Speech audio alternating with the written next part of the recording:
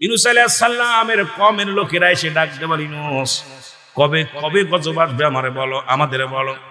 ইউনূস আলাইহিস সালাম ডাকতে বলে, আল্লাহ কবে গজব দিবে আমারে জানায়া দাও। আল্লাহ জানায় না। ইউনূস আলাইহিস সালাম বলতেও পারে না। লোকজনের সবাই রে ডাকবে, সবাই এসে বলে, ইউনূস রে তোর আল্লাহ কবে কিয়ামত দিবে, কবে কবে গজব দিবে। ইউনূস আলাইহিস সালাম রাগে ক্ষোভে, আল্লাহ কবে বিপদ দিবে এটাও যেহেতু বললে না, আমি রওনা দিলাম, আমি আর এই রাজ্যের মধ্যে থাকব না।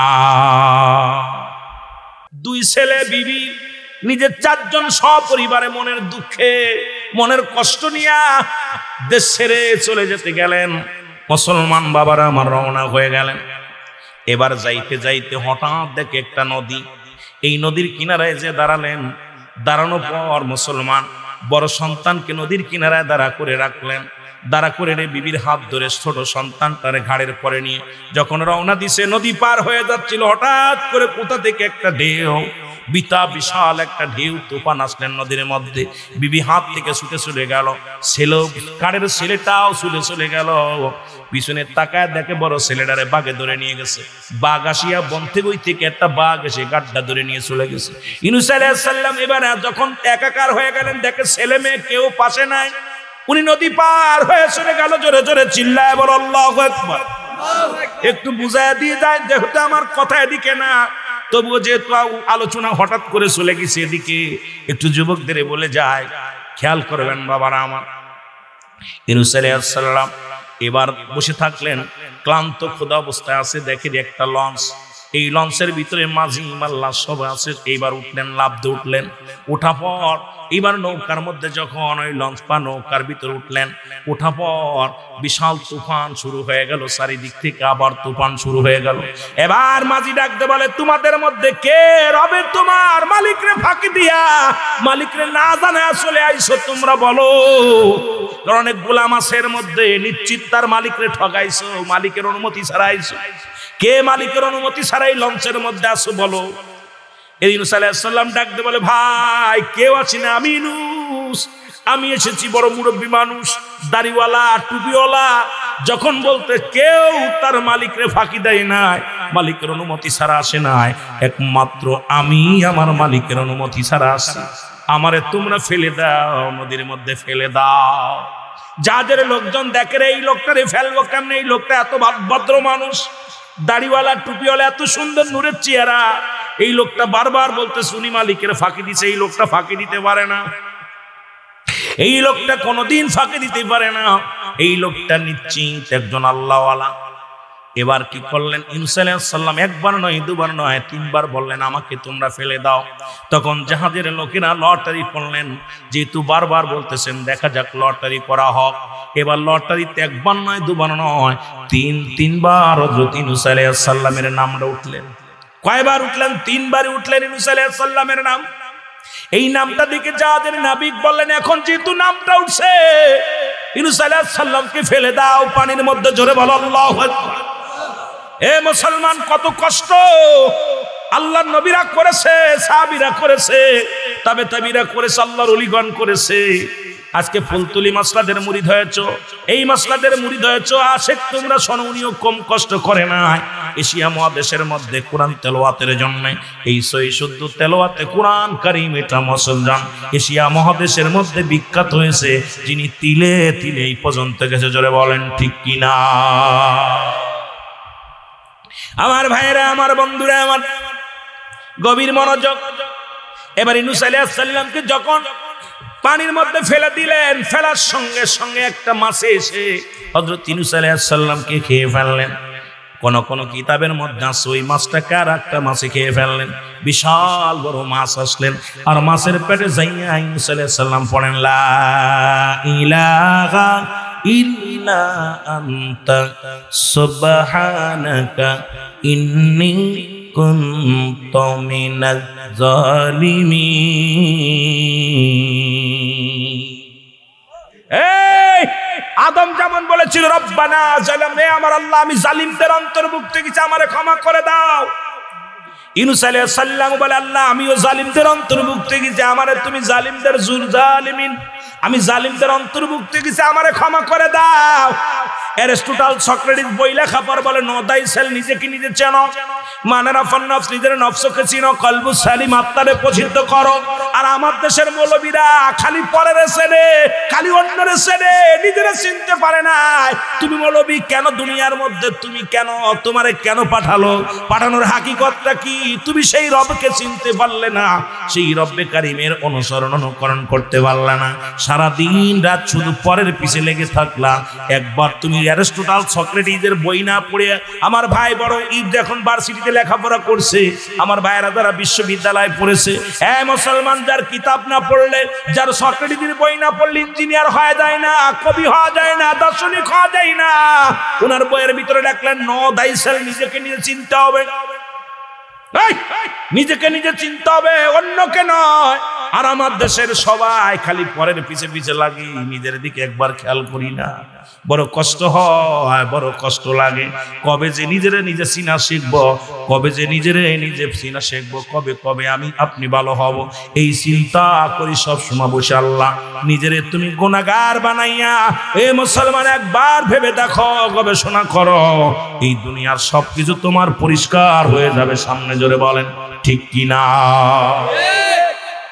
ইউনূস আলাইহিস সালাম যখন দোয়া করলেন, একদিন নয়, দুদিন নয়, কোন জায়গা বলছে 41 দিন, কেউ বলে 40 দিন। ইউনূস আলাইহিস সালাম মাছের পেটের মধ্যে থাকলেন এই 40 দিনে। মুসলমান শুনে নাও, শুনে নাও, 1,24,000 কতবার, এইরকম 1,40,000 বার ওই দোয়া ইউনূস যেটা বলা হয়, এই দোয়া পড়তে লাগলেন। এবার আল্লাহ রাব্বুল আলামিন ডাক দেখ, ইউনূস রে, আমি তোরে মাছের পেটে গলায়া দিতাম, মাছের পেটে তোরে হজম করায় দিতাম, কারণ যখনই তুই এই দোয়া পড়েছিস, এই দোয়ার খাতিরে আমি আল্লাহ রাব্বুল আলামিন তোকে দয়া করেছি। মাছের পেটের মধ্যে শুধু চামড়াটা পাতলা হয়ে গেছে, পেটের মধ্যে ব্যথা শুরু হয়ে গেছে। ইউনূস আলাইহিস সালাম দোয়া পড়ে, ও যুবক, দিলের কান্ডা লাগায় শোনা নাও। এই দোয়াটা যখন বেশি বেশি করে পড়তেছিলেন, উনি একবারও বলেন না এই মাছের পেটে যা পর থেকেই আল্লাহ লা ইলাহা ইল্লা আনতা সুবহানাকা ইন্নী কুনতু মিনাজ জালিমিন। জোরে বলো মারহাবা। একবারের জন্য বলে নাই, আল্লাহ কাইনুসে এত বিপদে ফেলাইলাম, তারপর আমারে তুই বলিস নাই। আমাদের দেশের মানুষ যখন বিপদে পড়ে যায়, দেখি পরীক্ষার আগে এত নামাজ পড়ে, যুবক তাসবিহ ছাড়ে না, মসজিদ ছাড়ে না। যেই পরীক্ষায় পাশ করে আর মসজিদে পাওয়া যায় না, বিয়ে হয় না যাদের, তাড়াতাড়ি দিয়ে খালি নামাজ পড়ে কপাল ছুলে ফেলে। যে বাড়িতে বেশি মেয়ে, বাবা মা দোয়া করে বেশি বেশি। যেই মেয়ে ছেলে বিয়ে হয়ে যায়, চাকরি পায় না, বেকার থাকে, ওই বেকারের বাবা হুজুরের হাত ধরে কান্দে, মসজিদে যে ইমাম সাহেবের হাত ধরে কান্দে, নামাজ পড়ে আর কান্দে, আল্লাহ ছেলের বেকারত্ব দূর করো। যেই বেকারত্ব দূর করছে আর মসজিদে আসার সুযোগ পায় না, পুলায় টাকা দেয়, বাজারে চা খাতি চলে যায়, মসজিদ চেনে না। জোরে কোন ঠিক কিনা? কথা কোন ঠিক কিনা? অসংখ্য যুবক এই নামাজের প্রতি মন নাই, শরীয়তের বিধান মানে না। বড্ড কষ্ট হয়, বড্ড কষ্ট হয়। যুবক বাবারা দিলের কান্ডা লাগা, শুনে নাও। যে কথা বলতেছিলাম, হযরত ইউনূস আলাইহিস সালামকে ওই মাছের পেটে যখন ব্যথা শুরু হয়ে গেল, ওই মাছটা নিজেই তাকে ওয়াশকো কি করলেন, উগড়াইয়া দিলেন, কিনারায় রেখে দিলেন। কয়েকটা ঘন্টা থাকলেন ইউনূস আলাইহিস সালাম। উপর থেকে এত পরিমাণ রৌদ্র শুরু হয়ে গেল, ওই 40 দিন মাছের পেটে থাকিয়া চামড়াগুলো পাতলা হয়ে গিয়েছিল। ইউনূস আলাইহিস সালামের চামড়াগুলো শুকাইতে লাগলেন।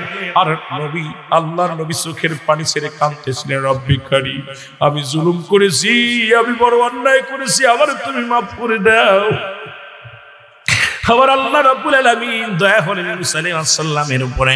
আমার মুসলমান মরুপ্রান্তরে একটা গাছ হলেন, হঠাৎ করে দেখলেন একটা লাউ গাছ হলেন। এই লাউ গাছ হইয়া বিশাল একটা লাউ গাছ হলেন। এই লাউ গাছটার মধ্যে ইউনূস আলাইহিস সালাম ছায়া নিতে লাগলেন, ফল ধরলেন। লাউ গাছ যদিও লাউ গাছ, কিন্তু এই লাউগুলো অনেক সুন্দর মিষ্টি, অনেক সুন্দর সুস্বাদু খাবার। এগুলো ইউনূস আলাইহিস সালাম খাইলেন। পানি খাবে কেমন করে? লবণগত মুসলমান, পানি হলো লবণ, এই লবণ্য পানি খাইতে পারে না। ও যুবক, এবার আল্লাহ রাব্বুল আমিনের কাছে ফরিয়াদ করে, রব্বে কারীম, আমি ফল খেয়ে গায়ে বল বানাইছি, 40 দিন অনাহারে, 40টা দিন রোজা রেখেছি, 40 দিন আমি কিচ্ছু খাইতে পারি নাই। ওই মাছের পেটে ছিলাম, এই 40 দিনের মধ্যে একটু পানিও খাই না, একটা দানাও খাই নাই। কত কষ্ট করে ইউনূস আলাইহিস সালাম মাছের পেটে ছিলেন বাবা। আমার আল্লাহ রাব্বুল আলামিন একটা মুসলমান ভেড়া পাঠায়া দিলেন, একটা ভেড়া বা বকরি পাঠায়া দিলেন। এই বকরি থেকে ইউনূস আলাইহিস সালাম অনেকগুলো দুধ পান করলেন। দুধ পান করার পর গায়ের মধ্যে একটু বল ফিরে পাইলেন, জোরে বলেন আল্লাহু আকবার। এবার উনি বল ফিরে পাইলেন, বল ফিরে পাওয়ার পর ও মুসলমান, উনি এবার দেখে রে অনেক মানুষ এলাকার মধ্যে আস্তে আস্তে উঠলেন, উঠিয়া নদী পার হয়ে পরে চলে গেলেন। যে কালেমার দাওয়াত দেওয়া শুরু করলেন। ইউনূস আলাইহিস সালাম, আদম আলাইহিস সালামের যে কালেমা ছিল, আখির নবীর একই কালেমা, সব নবীর একই কালেমা। কারণ এখন যদি বলতেন হুজুর কেন এক কালেমা, হা শুনে নেন, সবারই এক কালেমা। আদম আলাইহিস সালাম পড়েছে লা ইলাহা ইল্লাল্লাহ, ইউনূস আলাইহিস সালাম পড়েছে লা ইলাহা ইল্লাল্লাহ, ঈসা আলাইহিস সালাম পড়েছে লা ইলাহা ইল্লাল্লাহ, ইব্রাহিম খলিলুল্লাহ পড়েছে লা ইলাহা ইল্লাল্লাহ, মূসা আলাইহিস সালাম পড়েছে লা ইলাহা ইল্লাল্লাহ, আমার নবী পড়েছে লা ইলাহা ইল্লাল্লাহ। নাই কোন ইলাহ, সব নবী বলছে কোন মাবুদ নাই এক আল্লাহ ছাড়া। কুল হুয়াল্লাহু আহাদ আল্লাহুস সামাদ লাম ইয়ালিদ ওয়া লাম ইউলাদ ওয়া লাম ইয়াকুল লাহু কুফুয়ান আহাদ। জোরে জোরে চিল্লায় বলা যাবে না আল্লাহু আকবার। আল্লাহ কয়, আল্লাহ ডাক দে কয় হাবিব আমি আল্লাহ এক। এখন আপনাদের ভিতরে বেজাল বাঁধতে পারে, এখনো বেজাল সারাতে পারি নাই।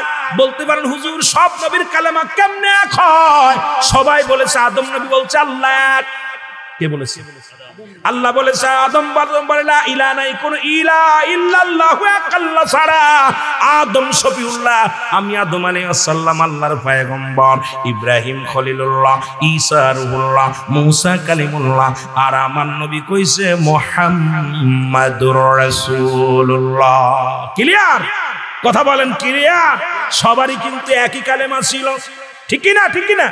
সবাই বলছে আল্লাহ এক। আদম কি কইছে আল্লাহ 4-5 জন, কথা কই না রে। ইব্রাহিম কইছে 4-5 জন, মূসা কইছে 4-5 জন, আপনি কইছেন কয়জন? এখন আপনারাও 3-4 জন বলেন, কারণ যখন দেবতার কাছে ছুটে যান তখন দ্বিতীয় খোদা হয়ে যায়। যখন আপনি মন্দিরে ছুটে যান আপনাদের দ্বিতীয় খোদা হয়ে যায়। যখন আপনি চন্দ্র পূজা করেন দ্বিতীয় খোদা বানায়া। আল্লাহ কয় হাবিবে জানা দাও আমি আল্লাহ এক, পৃথিবীর মধ্যে কাউরে জন্ম দিই নাই, কারো থেকে জন্ম নিই নাই। এই আসমান জমিনের মধ্যে আমার সমতুল্য, আমার সমকক্ষ আর কেউ নাই। সুতরাং পূজা করতে হবে কার? একমাত্র আমার আল্লাহ। ইয়্যাকা না'বুদু ওয়া ইয়্যাকা নাস্তাঈন। জোরে কোন ঠিক কিনা? হ্যাঁ আরো জোরে বলো আল্লাহু আকবার। আল্লাহ কয় শোনো তাই নয়, কারণ সারা পৃথিবী আমার মুকাফেক কি, আমি কারণ মুকাফেক কি নয়। আল্লাহ কারণ মুকাফেক কি আসেনি? জোরে বলেন আসেনি? আপনাদের এলাকার মুকাফেক কি কোন মৌলবীর মুকাফেক কি? আল্লাহ কারণ মুকাফেক কি নয়। সারা পৃথিবী তার দিকে তাকায় আসি, সারা মাখলুকাত সব মাখলুকাত তার দিকে তাকায় আসি। আল্লাহ রাব্বুল আলামিন রহমতের চাদর দিয়ে আমাকে হেফাজত যদি না করত আমি আপনি সবাই শেষ হয়ে যাইতাম। জোরে বলেন ঠিক কি না? আমার ভাইরা, আমার বন্ধুরা, আমার যে কথা বলতেছিলাম, এই সব নবীর একই কালেমা, কিন্তু বলেছিল আমি আল্লাহ পার ঠিকানা। আমার নবী বলেছে আল্লাহ ছাড়া কোনো মাবুদ নাই, আর আল্লাহকে পার একমাত্র ঠিকানা। তাল্লিল আলামিন। নবীগণ আল্লাহ চিনার মাধ্যম হলো নবী। এ মুসলমান, ইউনূস আলাইহিস সালাম যখন চলে গেলেন কালেমার দাওয়াত দেওয়া শুরু করলেন, হঠাৎ করে বিশাল একটা মজলিস হলো। মজলিস ইউনূস আলাইহিস সালাম ওয়াজ করতেছেন। ওয়াজ করার পর মুসলমান শোনো, ইউনূস আলাইহিস সালামের ছোট ছেলে ওরম সামনে, ইউনূস আলাইহিস সালামের ছেলেটা সামনে দাঁড়ায় আছে। ইউনূস আলাইহিস সালাম ওয়াজ করতেছে, বাবা সন্তানের মুখোমুখি হয়ে গেছে। কিন্তু সন্তান তো ছোট, হারিয়ে গিয়েছিল। ইউনূস আলাইহিস সালাম জানে মারা গেছে। এবার ছেলেকে দেখে ইউনূস আলাইহিস সালাম চিনে ফেলেছে, ইউনূস আলাইহিস সালামও চিনেছে। এবার ওই সব লোকজনে বলে, ভাই এই সন্তানটা কার? ইউনূস আলাইহিস সালাম বলে, ছেলেটা কার? ইউনূস আলাইহিস সালামের সামনে আনা হলো, ছেলেটাকে বলেনি। বলে, বাবা তোমার বাবার নাম কি? বলে, আমার বাবার নাম, আমার বাবা একজন নবী, তিনিও ইব্রাহিম, তিনি হলেন হযরত ইউনূস আলাইহিস সালাম। জোরে বলেন মারহাবা। কয় তোমার মা কোথায়? কয় মা আছে। আমি আমার আম্মা জান দুজনেই বেঁচে আছি। আব্বা জান, আমি আপনার কলিজার টুকরা সন্তান, বড় সন্তান। এই বড় সন্তান, ছোট সন্তান, কলিজার টুকরা ছোট সন্তান। ইউনূস আলাইহিস সালাম বিবিকে পাইলেন, বিবিকেও পাইলেন, ছোট সন্তানকেও পাইলেন। পাপার সবার নিয়া এ মুসলমান বিবিকে পায়া ডাক দেব, রব্বি কারীম, তুমি সব ফিরিয়ে দিছো। আমি আমার ভুলের কারণে, আমার অন্যায়ের কারণে আমার বিবি বাচ্চা তুমি আল্লাহ, আমার বিবি বাচ্চাগুলো তুমি নিয়ে গেছিলা, আবার তুমি ফিরিয়ে দিলাও। আমার বড় ছেলেটা বাগে নিয়ে গেছে। ও মুসলমান শুনে নাও। এমন সময় দুজন জেলে আসলেন। উনি ডাকতে বলেন, ভাই ইউনূস আলাইহিস সালামকে ডাকতে বলে, আল্লাহর পয়গম্বর, আসসালামু আলাইকুম, আল্লাহর নবী পয়গম্বর, শুনে নেন, শুনে নেন। বলে কি? কয় এই ছেলেটা আপনার পরিচয় দিছে, আপনি নাকি তার বাবা। কয় কি বলছে? কয় বাবা। বলে তুমি কেমনে বাঁচলা? বড় ছেলেকেও পেয়ে গেলেন। মুসলমান, বড় লম্বা আলোচনা, এই জন্য সংক্ষিপ্ত করতে হবে, কারণ সময় আমি আপনাদেরকে বেশি দিতে পারবো না। এবার বড় ছেলে বলে, আব্বা জান, আমি আপনার কলিজার টুকরা সন্তান। এবার বলে, আপনারা কেমনে পাইলেন? কয়েকটা বাগে ধরে নিয়ে যাচ্ছিল, আমরা তখন মাছ ধরে নিয়ে নদী থেকে যাইতেছিলাম, যখন দাবড় দিয়েছি বাঘটাকে, বাঘ ওকে ফেলে থুয়ে চলে গেছে। এরপরে আমরা লালন পালন করি। এবার সন্তান, দুই সন্তানকে ফিরে পেলেন, বিবিকে ফিরে পেলেন।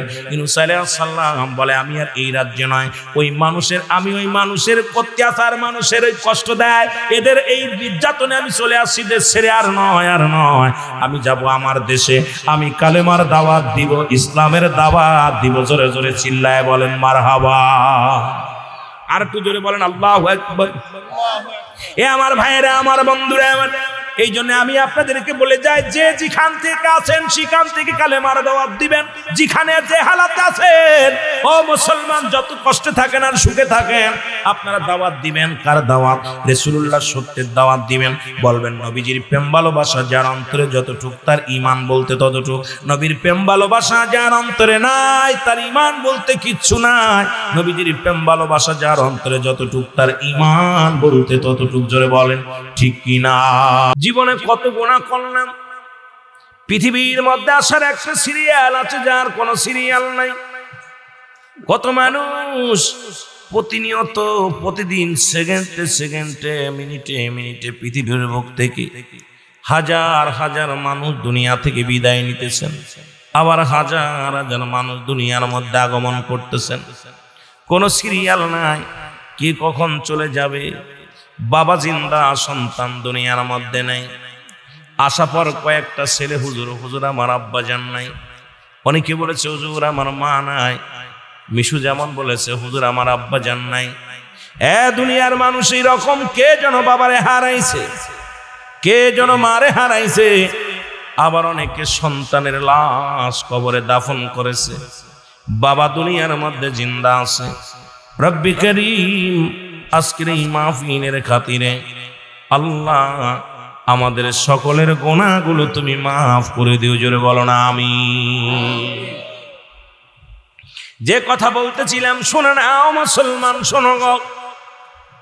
মানুষের দুইটা টাইমে মরণ হয় গো। একটা হলো রাতের বেলা, একটা হলো দিনের বেলা। দিন শুরু করেছে আমার আল্লাহ নামাজ দিয়া, রাত শুরু করেছে আল্লাহ নামাজ দিয়া। আজকের ওয়াজ শোনা নফল বন্দেগী। অনেক যুবক মাহফিলে বসেছেন, অনেক বৃদ্ধ বসেছেন। এখন যদি বলি কয়জন মানুষ ইশার সালাত আদায় করেছেন, এখন যদি বলি কয়জন মানুষ মাগরিবের সালাত আদায় করেছেন, এখন যদি বলি বাবারা কয়জন মানুষ ফজরের নামাজ আদায় করেছেন, হয়তো অনেকে কষ্ট পাবেন, বলবেন রুহুল আমিন সাহেব নামাজের কথা আলোচনা শুরু করে দিল। কারণ রাত শুরু করেছে আমার আল্লাহ নামাজ দিয়া গো। রাতের শুরু হলো মাগরিব। ও বান্দা, মাগরিবের 3 রাকাত ফরজ নামাজ তুমি আদায় করলা, সঙ্গে সঙ্গে তুমি হয়ে গেল আমার আল্লাহর গোলাম। তুমি যে গোলাম হিসেবে আল্লাহ রাব্বুল আলামিন তোমারে দুনিয়ার মধ্যে পাঠাইলো, কি গোলামি করছো? এখন মাগরিবের শুরু থেকেই, রাতের শুরু থেকেই তুমি যখন 3 রাকাত নামাজ আদায় করলা, সঙ্গে সঙ্গে তুমি হয়ে গেলে আমার আল্লাহর গোলাম। এখন 2 রাকাত সুন্নাত নামাজ তুমি আদায় করলা, সঙ্গে সঙ্গে তুমি হয়ে গেলে আল্লাহর প্রেমিক, নবীজির প্রেমিক। এখন যদি রাতের মধ্যে তোমার মরণ হয়, তোমার মরণটা হবে আমার আল্লাহর গোলাম রাসূলের প্রেমিক। জোরে জোরে চিল্লায় বলেন ঠিক কিনা? এখন ফরজও পড়ি নাই, সুন্নাতও পড়ি নাই, ফরজও ধারদারি নাই, সুন্নাতের ধারদারি নাই। ও বান্দা তুমি কার জিম্মায় আছো? এরে বান্দা তুমি তোমার কার জিম্মায় আছো একবার হিসাব করে দেখো। রব্বে কারিমের গোলাম করলা না, নবীর প্রেম করলা না। এখন যদি রাতের মধ্যে তোমার মরণ হয়ে যায়, তুমি জাহিলের মতো মৃত্যুবরণ করলা। মুসলমান শুনে নাও, গার্জিয়ান বিন মৃত্যুবরণ করলা। ও দুনিয়ার মানুষ, রব্বে কারিম তোমার জামিনদার নিবে না, আমার রাসূল তোমারে চিনবে না। তোমার এই দেহখানা কি অবস্থা হবে একবার চিন্তা করে দেখো না। জোরে বলেন ঠিক কিনা? নামাজ আল্লাহর সাথে সম্পর্ক নাই, রাসূলের সঙ্গে নাই। মুসলমান মুখে মুখে মুসলমান। আমার ভাইরা, আমার বন্ধুরা, আমার রাত্রে মরণ হয় না, দিনে মরণ হবে, এর মধ্যে কোনো সন্দেহ নাই। দিনে শুরু হলো ফজর, বান্দা 2 রাকাত ফরজ নামাজ তুমি আদায় করলা, সঙ্গে সঙ্গে তুমি হয়ে গেলে আমার আল্লাহর গোলাম। আমার নবীর 2 রাকাত সুন্নাত নামাজ তুমি আদায় করলা, সঙ্গে সঙ্গে তুমি হয়ে গেলে আমার নবীর প্রেমিক। 2 রাকাত ফরজ নামাজ তুমি আদায় করলা, সঙ্গে সঙ্গে তুমি হয়ে গেলে আমার আল্লাহর গোলাম। এখন যদি দিনের মধ্যে মৃত্যু হয়, তোমার মৃত্যুটা হবে রাসূলের প্রেমিক, আল্লাহর গোলাম। ও দুনিয়ার মানুষ শুনে নাও, এখন রাসূলের কাজও করি না, আল্লাহর কাজও করি না, ইচ্ছা মতো দিন রাত কাটাইলাম, ইচ্ছা মতো করলাম। মরণের পরে কে তোমার জামিনদার হবে? কে তোমার কবরে আসবে রে মুসলমান? যে দেশে গেলে মানুষের বিচার হয়,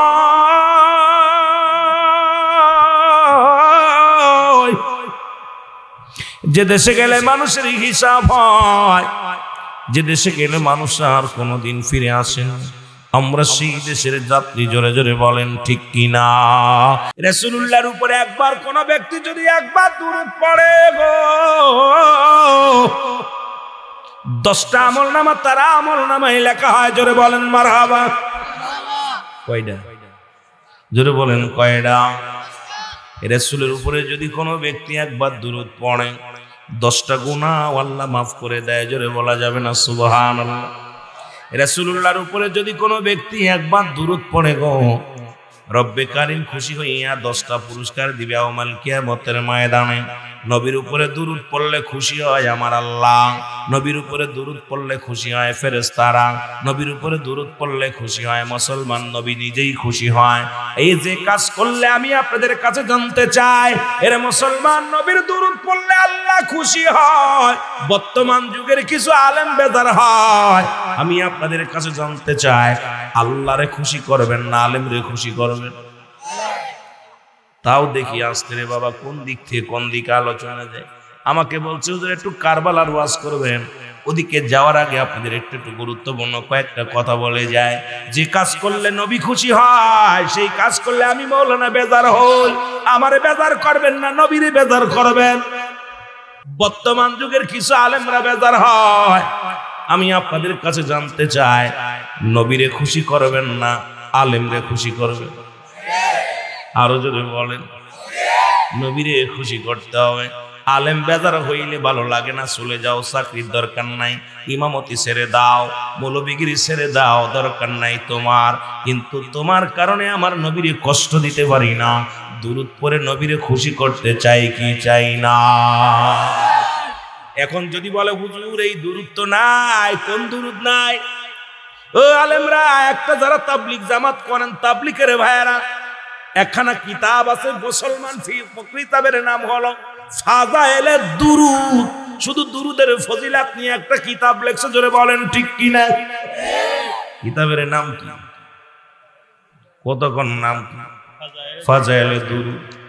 এবার কমি অঙ্গনের যারা আলেম আছেন গো, কমি জামাতের বাবারা যারা দেওবন্দ থেকে ফারেক হয়েছেন, দেওবন্দের কিতাব ফতোয়ায়ে দেওবন্দ, লেখক হচ্ছে মুফতি শফিক আহমেদের লেখা। ফতোয়ায়ে দেওবন্দের 2য় খণ্ড 24 নম্বর পৃষ্ঠা। এই কিতাবের মধ্যে বয়ান করে, যাদের কাছে কিতাব আছে লিখে নেন বাবা। রাসূলের উপরে জীবনে দুরূদ একবার পড়া ফরজ, একাধিকবার পড়া সুন্নাত। যতবার পড়বেন মুস্তাহাব আমল, জোরে জোরে চিল্লায় বলা যাবে না সুবহানাল্লাহ। এখন মুসলমান আবার বলতে পারেন আল্লাহ কইনা নিচিন্নাল্লাহ, আমি আল্লাহ ইউসাল্লুন, আমি পড়েছি আলেন নবী, আমার নবীর উপরে। ইয়া ইউহান নাস বলে না, নাস বললে মানুষ বুঝাইতো। আল্লাহ কইয়া আইয়ুহান নাযিনা আমানু, ঈমানদারেরা বিশ্বাসীরা, সাল্লু আলাইহি ওয়া সাল্লিমু তাসলিম। দুইটা কায়দা, এখানে যারা গ্রামার জানেন, যারা আরবি গ্রামার বোঝেন বাবা, দুইটা কায়দা, একটা হলো তাসলিমান, তাগিদ দিছে পড়ার জন্য, আর একটা তাজিমান, সম্মানের সঙ্গে। নবীর দুরুদ কেমনে পড়বা এটা আল্লাহ জানায়া দেয়, আমার হাবিবের দুরুদ পড়বা সম্মানের সঙ্গে, জোরে বলেন সুবহানাল্লাহ। এ মুসলমান, ফাজাইলে দুরুদের মধ্যে আমি গত সপ্তাহে একটা জিনিস দেখে আমি আশ্চর্য হয়ে গেলাম, আমি খুব অবাক হয়ে গেলাম। ফাজাইলে দুরুদ যারা তাবলীগের জামাতের ভাইরা আছেন, তাবলীগের ভাই, আপনাদের কিতাব দেখলাম রাসূলুল্লাহর উপরে একটা মাস রাসূলুল্লাহর উপরে দুরুদ পড়েছে, সুবহানাল্লাহ, আরো জোরে। এই মাসটা হযরত আবু বকর সিদ্দিক রাদিয়াল্লাহু তাআলা আনহু, হযরত উমর ফারুক রাদিয়াল্লাহু তাআলা আনহু দুজন মিলে কল্পনা করলেন রাসূলকে একটু দাওয়াত করে খাওয়াইবো, ভালো খাওয়াইবো। যে কল্পনা সেই, কারণ রাসূলকে দাওয়াত দিবে, মাছ কিনবে, বড় একটা মাছ কিনলেন, বাজারে যে মাছটা কিনলেন, এই মাছটারে আনি আমি আশ্চর্য হয়ে গেলাম। ওনাদের কিতাবের মধ্যে দেখি রাসূলের দুরুদ, এই যে দুরুদের ফজিলাত বিষয়, দুরুদের ফজিলাত বিষয় দেখতে যে আমি চিন্তা করলাম, আজকে অনেক তাবলীগের ভাইরা দুরূদ শরীফ পড়লেই কষ্ট পায়, অথচ তাদের কিতাবের ফজিলাত বর্ণনা করতে যায় কি বলে, রাসূলকে দাওয়াত করে খাওয়াবে, মাছ কিনলেন, এই মাছটা বাড়িতে মাছ কুটলেন, কুটিয়া সুন্দর করে ধুইলেন, ধুইয়া পাতিলের মধ্যে দিয়া যখন তেলের মধ্যে দিয়ে মাছটা ভাজতে গেলেন, মাছটা ভাজা হয় না, তেলের মধ্যে মাছটা নড়াচড়া করে, জোরে জোরে চিল্লায় বলেন মারহাবা, আর একটু জোরে। মাছটা মরে নাই। এবার মুসলমান, এই হাকিকতটা যা রাসূলকে জানানো হলো, ইয়া রাসূলুল্লাহ, ইয়া হাবিবাল্লাহ, আপনার জন্য একটা মাছ আনা হলো, এই মাছটা কাটলাম, সুন্দর করে কোটা হলো, এরপরে ধুইলাম, ধুই যখন পাতিলের মধ্যে দিয়া মাছটারে যখন রান্না করার জন্য উঠাইলাম, আল্লাহর কসম করে মাছটা নড়াচড়া করে, মাছের গায়ে আগুন লাগে নাই। ইয়া রাসূলুল্লাহ, ইয়া হাবিবাল্লাহ, এর হাকিকতটা মাছটা কি জিন না মাছটা কোনো দাউদনত হতে পারে? আমার নবীজি একটু নীরব থাকলেন। এ মুসলমান, জিবরিল আমিন এসে জানায়া দিয়ে গেলেন, ইয়া রাসূলুল্লাহ, ইয়া হাবিবাল্লাহ, এই মাছটা এমন কিছু পাঠ করেছে নবী গো, শোনেন। এই মাছটা যখন নাবিকেরা নৌকা নিয়ে যখন এই নৌকা নিয়ে যখন পানির মধ্যে যাইতেছিল, ওই নাবিকেরা দুরূদ শরীফ পড়েছিল, রাসূলের উপরে দুরূদ শরীফ পড়েছিল, ওই মাছটা তখন ওই দুরূদ শরীফ শুনেছিল, শোনার ওই দুরূদ শরীফ মাছও পাঠ করেছে। পৃথিবীর আগুন তো দূরের কথা, জাহান্নামের আগুনও আল্লাহ তাআলা মাফ করে দিয়েছে, জোরে বলা যাবে না সুবহানাল্লাহ। এই অসংখ্য সাহাবীরা আবু বকর নবীরে ভালোবেসে রাসূলুল্লাহর পাশে রওজা বানায় নিছে, আর আমি গোলাম নবীরে ভালোবাসলে চারিদিক থেকে নিন্দুকেরা কত ঝড় তোলে, কিছু যায় আসে না, জীবন চলে যাবে নবীকে ভালোবাসতে ভালোবাসতে। আমরা কোনোদিন ভালোবাসা কমতি হবে না, জোরে বলেন ঠিক কিনা। বলতেছিলাম, নবী বলেন ওমামায়াতি খায়রুল লাকুম, ও মুসলমান শোনো, নবী কয় আমার ওফাতটা, আলেমরা, আমার নবী বলে আমার ওফাতি খায়রুল লাকুম, আমার ওফাতটা উম্মতের জন্য কল্যাণ স্বরূপ। কিতাব থেকে আলোচনা ভালো করে খেয়াল করবেন, আমি আস্তে আস্তে আলোচনায় যাই। নবী বলেন উম্মতিরা রে, যখন কোন উম্মত পৃথিবীর মধ্যে ভালো কর্ম করে, আমি নবীর সঙ্গে সঙ্গে উম্মতের জন্য প্রশংসা করি আল্লাহর দরবারে। আল্লাহ, অমুক গ্রামে অমুক ব্যক্তি নামাজ পড়েছে, রোজা রাখছে, ভালো কর্ম করেছে, আমার নবীজি প্রশংসা করে আল্লাহর দরবারে। আবার যদি কোনো উম্মত গুনাহের কাজ করে, সঙ্গে সঙ্গে নবী কয় আমি ইস্তেগফার করি, আল্লাহ অমুক গ্রামে অমুক ব্যক্তি পাপ করেছে, অন্যায় করেছে, তুমি তারে মাফ করে দাও। এরে অন্যায় করে ছেলে মাফ চায় বাবায়, অন্যায় করে গ্রামের ছেলে মাফ চায় চেয়ারম্যান মেম্বার যাইয়া। এমন নবীর উম্মত হইলাম, ভুল করি আমি, ক্ষমা চায় আমার নবী। এই নবীর পক্ষে থাকার দরকার আছে কি না? আর একটু জোরে চিল্লায় বলেন আছে কি না?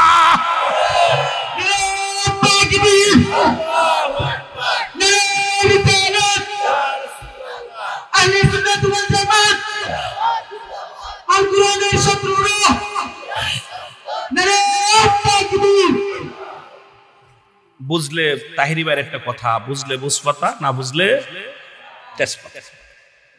কথা ক্লিয়ার। রাসূল বলছে কোন উম্মত গুনাহ করলে আমি তওবা করি, ইস্তেগফার করি।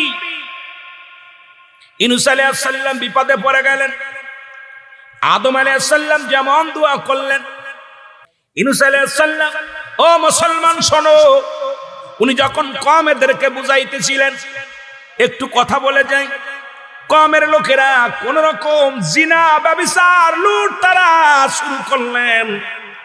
ইউনূস আলাইহিস সালাম ডাক দিয়ে বলে, ভাইরা পাপ ছেড়ে দাও, এই পাপের রাজ্য ছেড়ে দাও, না হয় আল্লাহ রাব্বুল আলামিন গজব দান করবে, গজব দেবে তোমাদের উপরে। এখন প্রতিদিন ইউনূস আলাইহিস সালামের কাছে দলে দলে নেতারা আসে, ইউনূসরে কবে গজব আসবে বলে দাও, তোমার আল্লাহ কবে গজব দিবে। ইউনূস আলাইহিস সালাম বলে, কবে দিবে? দিবে আল্লাহ গজব, পাপ ছেড়ে দাও। কয় এত পাপ করি তাও তো আমাদের গজব দেয় না, কবে দেবে বলো? তুমি মিথ্যাবাদী না তোমার আল্লাহ মিথ্যাবাদী? নাউজুবিল্লাহ বলে। কারণ আমাদের পাপ করতেছি মনে করছি, এই যে কোরআন শরীফ দেখতেছি টেনে টেনে ছিঁড়তেছে, পা দিয়ে লাথইতেছে, আমরা মনে করি ওদের হয় না। কাবা শরীফ যখন আব্রাহা বাদশা আক্রমণ করেছিল, ওয়াজ মনে রাখবেন, কোন দিক থেকে কোনে যাব অনেক লম্বা আলোচনা হয়ে যাবে। আব্রাহা বাদশা প্রথম কি বানলেন? ঘোড়া বাঁধলেন, দেখে ঘোড়া মরে নাই। এরপরে গাদা বানলেন, দেখে গাদাও মরে নাই। এরপরে হাতি বানলেন, কয় হাতিও মরে নাই। চিন্তা করছে কাবা শরীফ বাংলে কোনো পশু হবে না। এইবার আব্রাহা বাদশা কাবার উপরে আক্রমণ করলেন। কারণ একটাই হলো, যখন চিন্তা করছে যদি কাবার ভিতরে আক্রমণ করি মানুষ মারা যাবে। রাসূল বলছে শরীয়তের কিবলা হলো কাবা, এই কাবার সাথে যদি বেয়াদবি করি হয়তো মৃত্যুবরণ করব। আমার আলেম ওলামা আছে বাবারা, এই জন্য প্রথম বানলেন গরু নিয়ে বা কি নিয়ে বা একটা ঘোড়া নিয়ে বেঁধে রাখলেন কাবার মধ্যে। দেখি ঘোড়াটা মরে নাকি, যদি না মরে তাহলে কাবার কোনো শক্তি নাই, কাবার কোনো শক্তি নাই। পরের দিন বানলেন গাদা নিয়ে, দেখি গাদা মরে নাকি, দেখে গাদাও মরে নাই। চিন্তা করে আল্লাহরও কোনো শক্তি নাই, কাবারও কোনো শক্তি নাই। জোরে বলো নাউজুবিল্লাহ, আর একটু জোরে বলো নাউজুবিল্লাহ। পরে কাবারে যখন আক্রমণ করলেন, কাবারে যখন ভাঙতে চাইলেন, আল্লাহ বলে, আলাম তারা, আপনি কি দেখেন নাই? এই আলেমরা, সূরা ফিল আপনারা পড়ছেন না? আল্লাহ বলে, আলাম তারা, আপনি কি দেখেন নাই? নবী তো তখনও দুনিয়া আসে নাই। নবীজি আসার 26 দিন আগে, নবী শরিয়াতে আসার আগে 26 দিন আগে কাবার উপরে আক্রমণ করলেন আব্রাহা বাদশা। হাতি সৈন্য নিয়ে যখন আক্রমণ করলেন, একটা ইট খসাইতে পারে নাই, একটা মুসলমান ওয়ালের একটা ইট খসাইতে পারে নাই। আমার আল্লাহ ডাক দে কয়, হাবিবির আপনি কি দেখছেননি ওই হাতি বাহিনী, হস্তি বাহিনীকে কেমনে আমি শেষ করে দিয়েছিলাম? কত সুন্দর সব নবী বলেছে, আমাকে আল্লাহ পাঠাইছে তাকে চিনার জন্য। তোমরা আসো, আমি না, আমি আল্লাহর প্রেরিত রাসূল বা বান্দা, আমি শুধু উপদেশ দিতেছি ভালো। আজকে ওয়াজ হবে, ওয়াজে উপদেশ দেব, ভালো উপদেশ, মন্দ কোনো উপদেশ চলবে না। নবীগণ উপদেশ দিছে, আসো আল্লাহকে চিনো। জোরে বলেন ঠিক কিনা? আর আল্লাহ চিনার মাধ্যম আমি, আল্লাহ চিনার মাধ্যম কে? নবীগণ। জোরে বলেন ঠিক কিনা? মদিনা যাইতে পারলাম না, মদিনা দেখতে পারলাম না, মদিনা যাইতে পারলাম না, মদিনা আমি অসহায় তাই এত দূরে রয়ে, বলো অসহায় তাই এত দূরে রয়ে দূর থেকে সালাম জানাই বলো দূর থেকে সালাম জানাই মদিনা যাইতে পারলাম না মদিনা দেখতে পারলাম না বলেন মদিনা যাইতে পারলাম না মদিনা মদিনার নাম কত মধু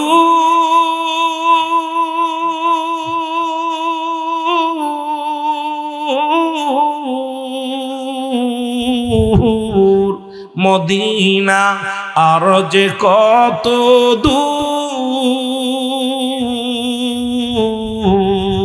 আর ওই মদিনার পথের ধুলি বলো ওই মদিনার পথের ধুলি মাখতে পারলাম না মদিনা যাইতে পারলাম না মদিনা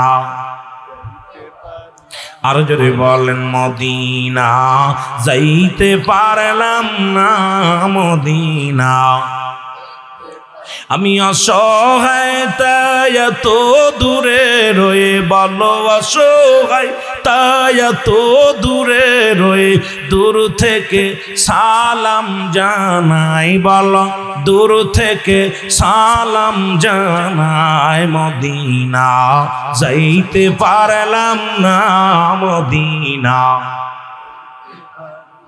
এ দুনিয়ার মুসলমান